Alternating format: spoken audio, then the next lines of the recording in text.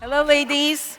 Well, what I heard this morning, they said speak up. So speak up before lunch. I know you're a bit sleepy, but we're going to talk about money, wealth, and freedom.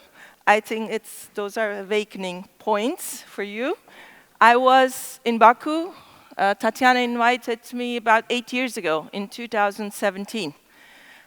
And at that time, my third daughter was 5 years old, and I was thinking I'm ready to wrap up, and I can have a quiet and nice life. Is it me? Is it you? Yeah. Nice life, and then I'm going to visit my friends, and all will be good. So life for me has changed so much after that. So if you're thinking you're at around my age, I don't want to put out the calculation, but around my age or much younger, 10 years younger, around your 40s, and you think it's too late for you to do things, let me let you in that secret. Things are just starting. So, and it's a good 10, 15, 20 years for us ahead. So we're all raised with the idea, even the ones, all of us that are successful, we are raised with the idea of freedom, but freedom in the sense of a male's perspective. So I want you to, for every slide and for every question that you have in your mind, when you leave this room, please ask yourself in every case, am I free enough? But answer it from a female perspective, not from a male perspective. So our lives, of course, starts with the perspective of from a male's perspective. So what does it take to be free? After university in Turkey, I worked with my father for 2 years in an automotive company, supplier parts. And when I asked him, can I go and do my MBA in the States? And he said, no, because I want you to stay and work for my company. So am I free enough in this situation? No. And that told me it's time to leave. And I left the family business. I got a scholarship. I went to US. I did my MBA on investment management. I worked on Wall Street. In 2002, after I decided I'm free enough to come back and to take over the family business, I came to Turkey. I started working in the automotive sector. As you can see, very sexy bus parts, injection, plastic injection, and automotive. So I worked on growing the family company. It takes so much time to gather all that power, knowledge, credibility, and achieve true influence, really. That's why it takes us so long. And that's why 40s are the starting time. What I saw from investment, I'm an investor, I'm an entrepreneur. And from that perspective, I see 4 kinds of capital in the world. One is the old capital. This is the one that's the hardest to change. I hope they will soon have children and leave the work to their kids who can think better. Brave capital. Brave capital is the one that are the successful companies of today. You know, you have a company in Azerbaijan, and then you make exports, you open a subsidiary in Germany, in US. That's brave capital. That's good, but not good enough. The world needs bold capital. The world needs bold people. So bold capital, what is it? It's the one that you decide investing in space. You know, you're in the automotive, but you want to build a fund. That's the bold capital.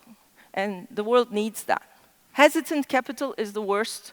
That is doing the worst kind of things because it's about waiting and sitting and waiting. It's like rocking in a rocking chair. It feels very nice, but it doesn't get you anywhere. So male thinking and female thinking, you know, as I was practicing in the business world, like we have these roots and then we want everybody to be leaves on us. And I thought that was okay, that's nice.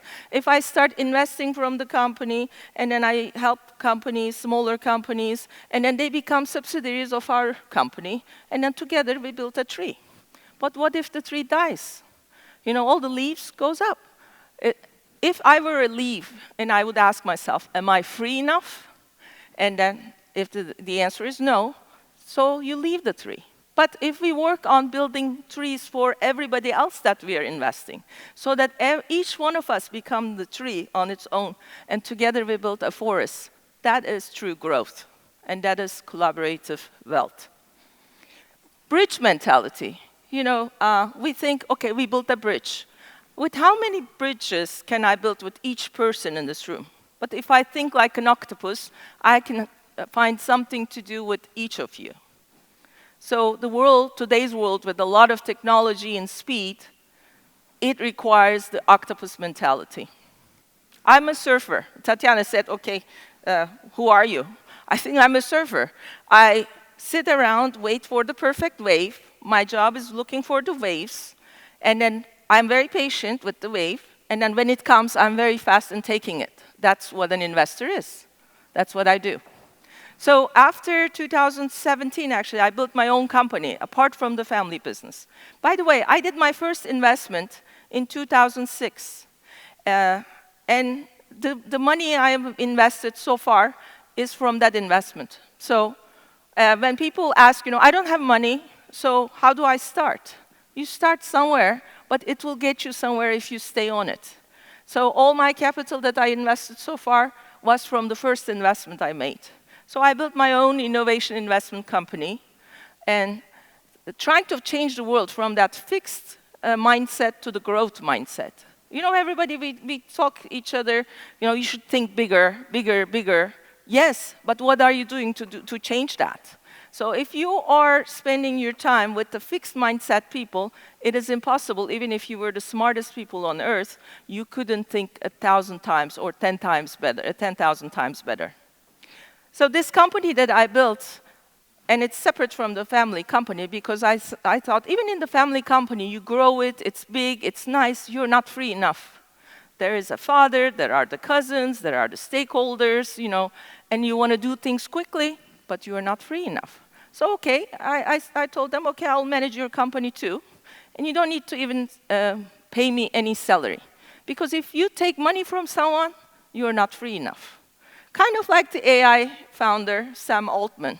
But I did that 10 years ago. Because I was sure, and I trusted myself, that I can do my earning elsewhere. And I built this company in order to find, first of all, we are all people of challenging regions. Look at these beautiful women before me.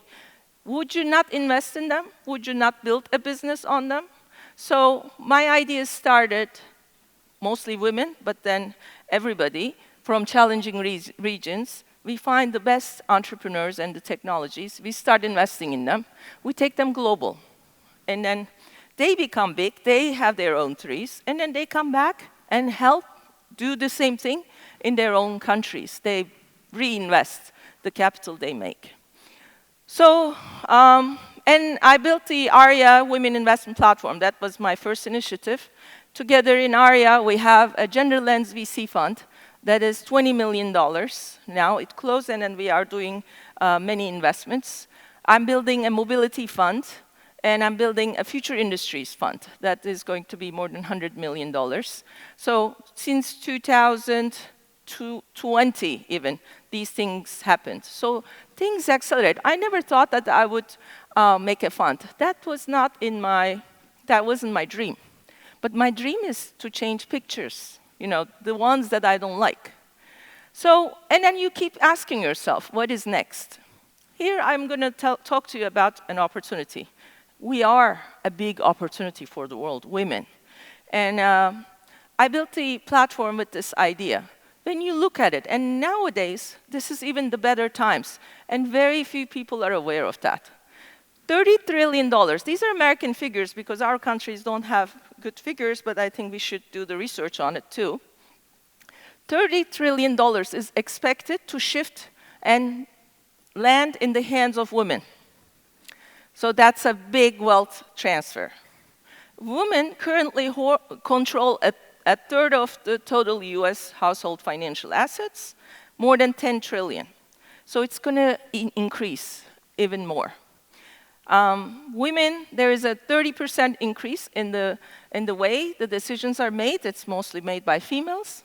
And there is the changing wealth management relations. Why is that? Because men, well, it's their fault, it's not ours, they tend to marry younger women, and they tend to die earlier. So that means they leave all that money to us. And then also, when you divorce, now the law is not enough, but still better on our side. So that means there's also a wealth transfer coming through divorce. Do you know what women do in the first year after a divorce or a deceased husband? They change two things. First, they change the lawyer. Second, they change the financial advisor. Only 15% of the financial professionals are so financial advisors are women. So we let all that money into the hands of men. And then we have these conferences and we talk about how we should be powerful. We are already powerful. We just need to understand how we're going to use and exercise that power.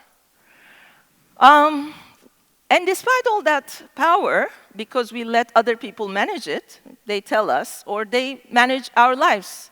So when you look at the decision-making powers in the media, why is media, even the female media, is led by men? I just invested in a company in Turkey. It's a media company only led by women, and we are going to do female media.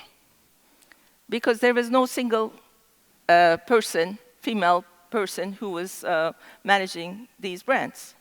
So the female technologies, the health gap, nobody is focused on the health of women. You know, we are managed poorly, and then nobody thinks about us. Only 3% of the health startups are tending to female technologies. But there is a lot of money buried here. We should not let this slip into the hands of the other gender, because it's our turf. It should be our turf, and we should own it. So let's think about the female version of wealth and female version of freedom, how it should be. First of all, take into your hand what is already yours. Don't ask for permission.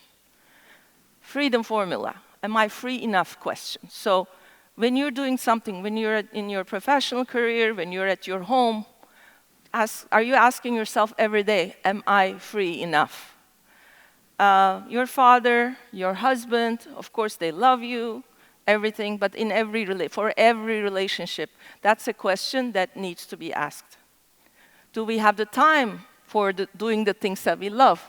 Do we have the time the money to invest or to buy things that we like? Do we have influence enough? Do we have the freedom? And the relationship. Do I work with people that I really want to, or I just work with them because I have to? I think it's very important for a woman. We all question that. Men sometimes don't question it so hard. They're more systematic, I guess. Can you change the slide?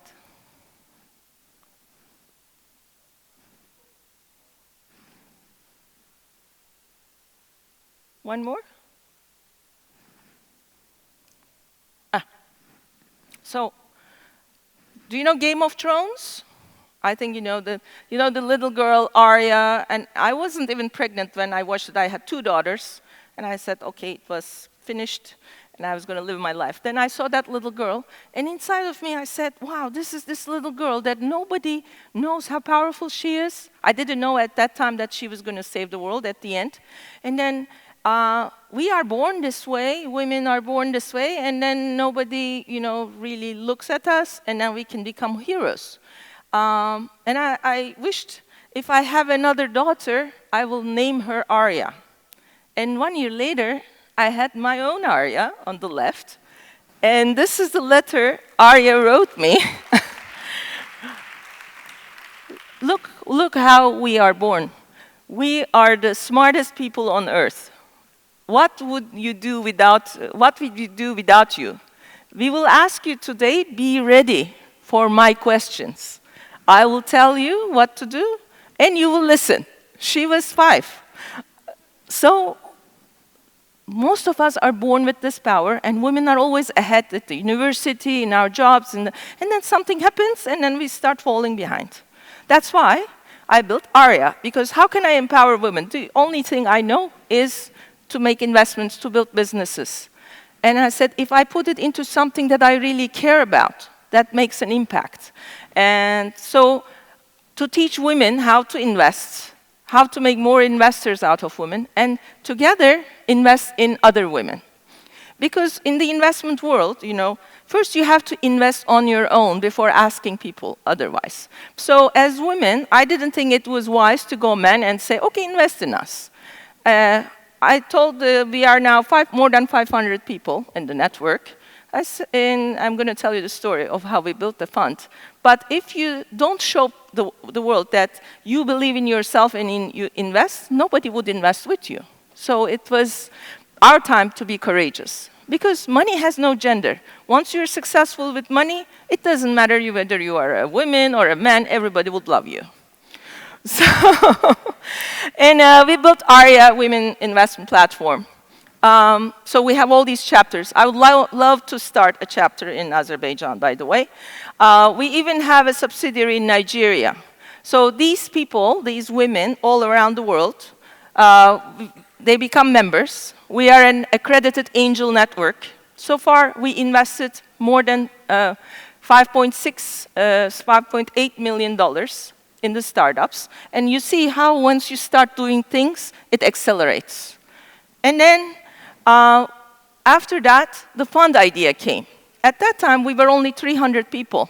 And I told the ladies, and they're all professional, strong women, said, if each of you put $10,000 of yourselves, and then with 300 women, that makes $3 million.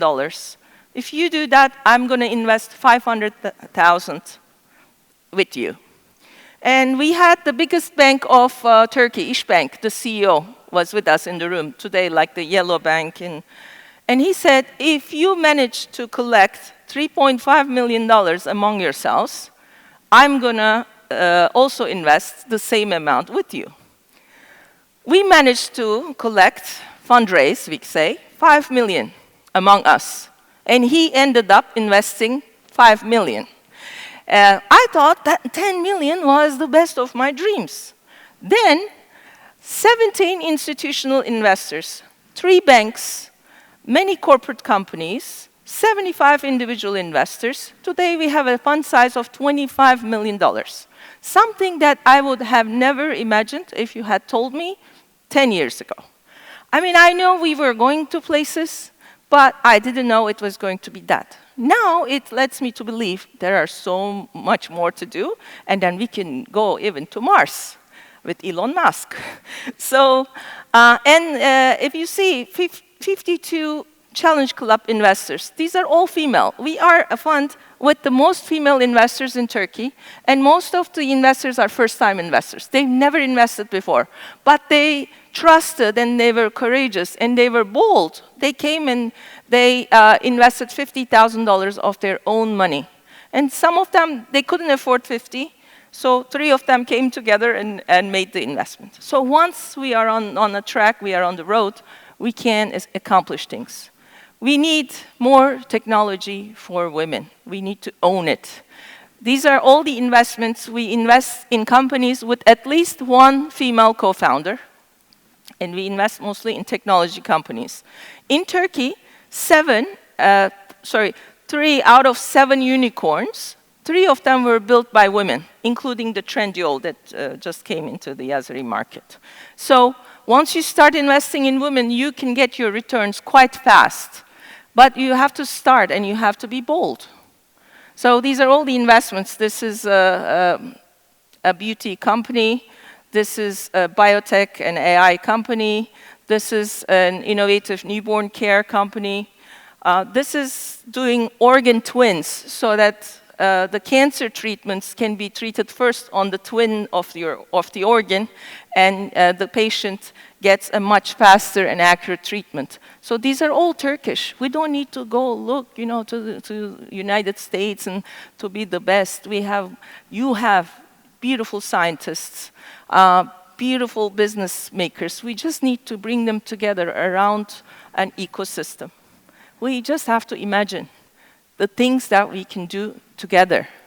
I mean, Elon Musk would be very lucky to go to Mars with me. So it's just imagining, it's for free. Am I free enough in imagining things? Yes, I am free enough, and you are too. So I hate, we are all talking about we should change the picture, change the picture. Look at this picture. This is our Exports Association. The only thing that is right in this picture is that lady on the second row. Can you see her height? That's the only right thing. So if we don't like a picture, let's change the picture. And in Arya, we did that. Now, so many men started coming to us saying, I want to become a member too because I want to learn about investing. I want to come here because of Sheikh, instead of another angel network because you don't judge. So it's nice environment for men too. So we removed the Arya Women from Arya Investment Platform because we are much more inclusive and we don't leave anybody outside. So this was the fund, the media I talked about, the wealth I talked about, but I think if we were to build a female version of our wealth, if a woman has money, what do we do with it? Yes, money has no gender. First of all, we have to make money. Then, how does a female investor live? The values, those matter. And we should do it collaboratively. I don't think, Tatiana and I, we met 10 years ago in London in a Hillary Clinton initiative. I was a mentor. Then I invited her to one of our retreats in Turkey. She saw the Arya retreat, and then she started Congress. It's wonderful. Azerbaijan needed one, and I always supported her. So if, for example, if this conference is the one in Azerbaijan, no need to build another. Make this one better, and somebody else who wants to make something else, we help her to build something else that completes this one. So that's collaborative wealth. That is not dividing the wealth, but bringing it together. And thinking like an octopus, like a mother, as we always do. This is my mind. I did the mind map because it was very complicated and nobody would understand me. I did the map and still nobody understands me. But that's okay. So all the investments, all the things that I'm doing, and then it should always contribute to one goal of the United Nations. And I said, okay, this is my mind. But if I put the minds of everybody that I work with, then it becomes something much bigger. I can do it in Turkey, I can do it in Azerbaijan, I can bring them together. The world could be so much bigger. If I didn't do any of it, haven't done any of it, that would be my life. Fark Holding, very nice. Okay, Fortune 500, nice, I'm the president. But imagine, I can never go back to this again after having this beautiful journey with all the women I started with.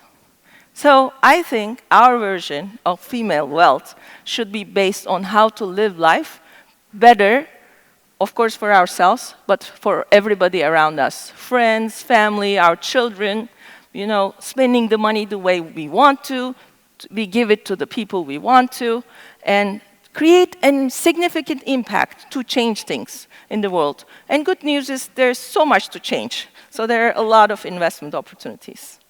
And the retreat, I think the best way to create collaborative wealth is to get out of your core. So I invite you also to come to Turkey and see how we are doing things. And then together we go to other places. We meet the women of those challenging regions. And then this year is our 10th anniversary. And the subject this year is life is beautiful. We should invest in life and embrace the journey. Thank you. And I hope I'll see you in Turkey. Thank you.